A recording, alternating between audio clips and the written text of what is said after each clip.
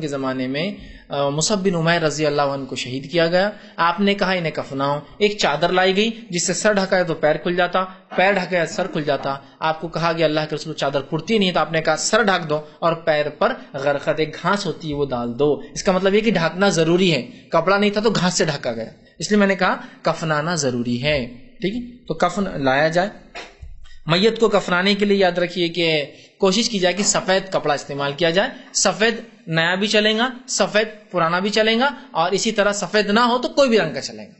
ضروری نہیں سفید, ضروری نہیں سفید نہ ہو تو کوئی بھی رنگ چلے گا. سفید نیا بھی چلے گا, سفید پرانا کوئی استعمال کیا ہو زندگی کا بھی کپڑا چل سکتا ہے, اور کوئی بھی کلر چلے گا اگر سفید نہیں ہے تو. لیکن ریشم نہ ہو, اس لیے کہ مرد کے لیے ریشم حرام ہے, عورت کے لیے ریشم استعمال کرنا حرام نہیں ہے. لیکن ریشم ایک مہنگی چیز ہے, زندہ زیادہ حقدار ہے کہ اس کو استعمال کرے مردے کے مقابلے میں, لہٰذا وہ اسراف ہے, لہٰذا وہاں استعمال نہیں کیا جائے گا. سادہ کاٹن لے, کوئی بھی کپڑا لے, وائٹ بہتر ہے, نہ ہو تو پرانا بھی چلے گا وائٹ, نہ ہو تو اینی کلر, کوئی بھی کلر چل سکتا. ٹھیک.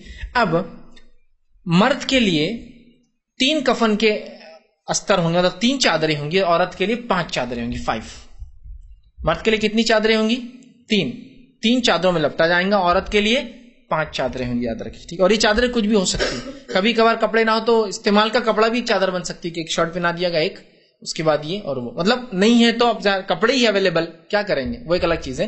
لیکن عام حالت میں کپڑے نہیں پہنا جائیں گے, عام حالت میں چادروں میں ہی انسان کو ڈالا جائے گا, یاد رکھیے. اور مکمل سر سے لے کر پیر تک ڈھکا جائے گا, سوائے حاجی کے جو حج میں محرم کے, محرم نہیں, محرم مطلب جو حج میں جاتا ہے. حاجی انسان کو اس کے احرام میں دفنا جائیں گے, اور جیسا احرام بنتا ہے ویسی, جس میں سر کھلا رہتا ہے اس کا. اس لیے کہ آپ نے فرمایا کہ ایک صحابی تھے جو کہ گھوڑے پہ آ رہے تھے, محرم تھے, حج کے لیے نکل چکے تھے اور گر گئے, انتقال ہو گیا. آپ نے کہا اسے نہلاؤ, غسل دو اور اسے کفناؤ, لیکن اس کا سر نہ ڈھانکنا اور اس کے احرام میں اس کو کفنانا, اس لیے کہ روز قیامت یہ ایسے ہی اٹھیں گا احرام کی حالت میں. تو محرم کا ایکسیپشنل کیس, سر نہیں ڈھانکا جائے گا, جیسا کہ اس کا احرام ہوتا ہے ایسا باندھا جائے گا, نہلایا جائیں گا, سب باقی ہوں گا اتنا, اور اس کو ویسا دفنا دیا جائے گا. اس کے علاوہ لیکن شہید کو بھی ڈھاکا جائے گا, چونکہ مصعب بن عمیر شہید تھے, ڈھاکا گیا. عام انسانوں کو بھی ڈھاکا جائے گا. غسل کے معاملے میں شہید مستثنا ایکسیپشنل ہے, اور کفن کے معاملے میں محرم ایکسیپشنل ہے, اس کو صرف اس کے احرام کی چادر میں ڈالا جائے گا جیسا وہ باندھتا ہے. ٹھیک ہے. کفن سفید صاف ستھرا ہو, پرانا اور نیا دونوں چلیں گا. سفید نہ ہو تو مجبوری میں دوسرا بھی استعمال ہو سکتا ہے, اس لیے کہ آپ کی حدیث آپ نے فرمایا, جامع ترمذی کی روایت ہے, سفید لباس پہنو, یہ تمہارے لباس میں تمہارے لباس میں سے ہے, اور اسی میں اپنے مردوں کو کفن دو. اس وجہ سے سفید استعمال ہوتا ہے, لیکن کمپلسری نہیں ہے, مستحب ہے, سنت ہے. ٹھیک. اسی طرح جو ہے مرد کے لیے 3 چادریں, عورت کے لیے 5 چادریں ہوں گی. 3 چادریں آپ نے ڈالا, مرد کو لٹایا, اس کو باندھ دیا. ٹھیک. عورت ہے تو 5 چادریں ہوں گی, 5 چادریں ڈالی گئی, عورت کو لٹایا گیا اور ایک پہ ایک چادروں کو وہ کر کے باندھ دیا گیا. باندھنے کے طریقے یہ سب وقت, حالات, ماحول, موقع باندھنے کی چیزوں سے بدل سکتے ہیں. اس میں کوئی اسٹائل, کوئی ایک ایسا اصول نہیں ایسی باندھا جائے ویسا. بہت سے لوگ ہوتے ہیں گیٹ ایسی باندھنا نہیں تو یہ ہو جاتا, وہ 1.5 گیٹ باندھنا, وہ 2 گیٹ کچھ بھی نہیں ہے. سب اسلام کوئی بھی غیر فطری چیز نہیں بتاتا, ایک دم فطری عمل ہے, بس دفنانا ہے, کفنانا ہے اور ڈالنا ہے. جو بھی اس کے بیچ میں سہولت ہو, کپڑے سے باندھ دیجیے, رسی سے باندھ دیجیے, وائٹ رسی, کچھ بھی ہو سکتا ہے. یہ سب ایسی چیزیں نہیں جس کے لیے جھگڑا ہو, فتنہ ہو, خرچہ کرایا جائے اور سب معاملہ ہو. ٹھیک. تو وہ کریں گے. اسی طرح آپ نے فرمایا, ایک روایت کے اندر حدیث میں آتا ہے, جب تم میت کو دھونی دو تو 3 بار دھو. اس سے پتا چلا میت کو دھونی, خوشبودار چیز کا دھواں دے سکتے ہیں. دھونی, عود ڈالا آپ نے, کچھ ڈالا جس سے خوشبو ہونے, عود بولے تو یہ ہمارا عود نہیں جو خالی دھواں پیدا کرتا اور آنکھوں میں تکلیف ہوتی. عود مطلب وہ خوشبودار جو ہوتا ہے چیز, اس کو ڈال کے دھنی دے سکتے ہیں. اگر دھنی دینا ہے تو کتنے بار دیں گے؟ 3 بار. اگر دھنی نہیں تو کیا کیجیے, پھر عطر ڈالیے, خوشبو ڈالیے. اس کا مطلب یہ دھنی مطلب ویسا کیجیے جس سے کپڑے میں خوشبو ہو جاتی ہے, یا پھر عطر, کپڑے کے اندر آپ عطر ڈالیے. اس کا بھی کوئی خاص طریقہ نہیں, ورنہ بہت خاص طریقہ چھڑکنے کا, ایک کاندھے پہ, دوسرے کاندھے پہ, ایک ہاتھ کے نیچے, دوسرے ہاتھ کے نیچے, ایک پیر کے بعد, اور سب لوگ دیکھتے ہیں. کوئی طریقہ نہیں ہے اس کا.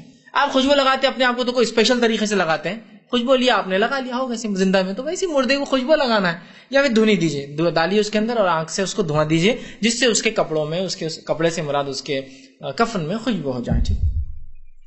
تو آپ دھنی دے سکتے ہیں, ایک چادر, اور اس طرح سے اس کو وہ کریں گے. اسی طرح جو ہے وہ نہیں ہے تو آپ خوشبو لگائیں, اور سر سے لے کر پیر تک جو ہے پورا اس کو ڈھانپے, سوائے جو ہے ایک محرم کے جو احرام کی حالت میں ہو اس کو نہیں دے جائیں گے. اسی طرح جو ہے آپ نے فرماتے حدیث میں, صحیح بخاری اور صحیح مسلم کی روایت میں فرمایا, اسے پانی اور بیری کے پتوں کے ساتھ غسل دو اور اس کے 2 کپڑوں میں کفناؤ, یہ خوشبو لگاؤ، اور نہ ہی مطلب معاف کرنا، یہ محرم کے بارے میں آپ نے کہا کہ اس کو غسل دو اور اس کو 2 کپڑوں میں کفناؤ، احرام والے کو، مطلب جو 2 تھے اس کے، اور اس کو خوشبو نہ لگاؤ، اس کو خوشبو بھی نہیں لگا جائیں گی، اور اس کا سر نہ ڈھانپو، اس کا سر بھی نہیں ڈھانپا جائے گا، کیونکہ قیامت کے لیے تلبیہ پڑھتے اٹھیں گا، مطلب اس کے علاوہ سب کا سر ڈھکا جائے گا، سب کو خوشبو لگائی جا سکتی ہے، مطلب اس میں مت کرو کہا، مطلب دوسروں کو کیا جاتا تھا تبھی اس میں کہا کہ مت کرو، ٹھیک۔ ریشمی کفن کا حکم یاد رکھیے مرد کے لیے جائز نہیں ہے، عورت کے لیے جائز ہے لیکن نہ استعمال کرنا بہتر ہے، اس لیے کہ ابوبکر صدیق رضی اللہ عنہ کے قول جو صحیح بخاری میں آتا ہے، جب انہوں نے دیکھا کہ نئے کپڑے میں کفنایا جا رہا تھا، آپ نے فرمایا کہ نئے کپڑا زیادہ حقدار ہے میت کے مقابلے میں، لہٰذا نیا کپڑا زندے کو دو اور میت کو پرانے میں دفناؤ۔ تو صحابہ اتنی احتیاط کرتے کہ اسراف نہ ہو، تو ریشمی کپڑے میں دفنانا اسراف ہو جائے گا، سوائے اس کے کہ مجبوری وہی 6 اویلیبل، سمجھ رہے ہیں بات کو؟